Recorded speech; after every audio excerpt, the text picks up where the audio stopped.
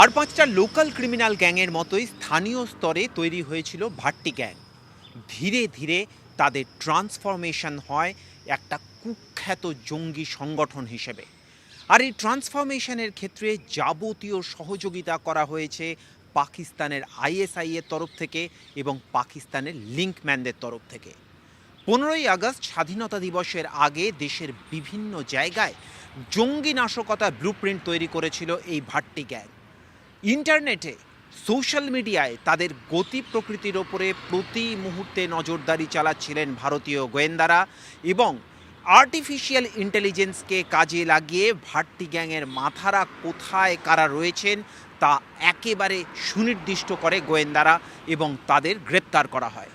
আগামী দিনেও দেশের অন্যান্য রাজ্যে ক্রিমিনাল অ্যাক্টিভিটি, বিশেষত জঙ্গি সংগঠনের কার্যকলাপের ক্ষেত্রে আর্টিফিশিয়াল ইন্টেলিজেন্সকে কাজে লাগানো হবে বলেই কেন্দ্রীয় স্বরাষ্ট্র মন্ত্রক সূত্রে খবর।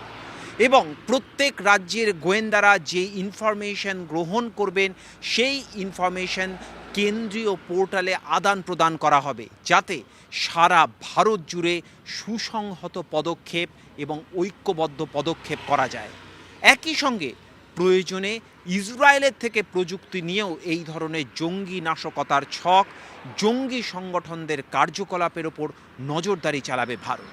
স্বাভাবিকভাবেই আগামী দিনে ভারতের মাটিতে জঙ্গি নাশকতার ভবিষ্যৎ যে শেষ হতে চলেছে তা পদক্ষেপের ইঙ্গিত থেকেই স্পষ্ট। ক্যামেরায় নিরঞ্জন দাসের সঙ্গে জ্যোতির্ময় কর্মকারের রিপোর্ট, টিভি9 বাংলা।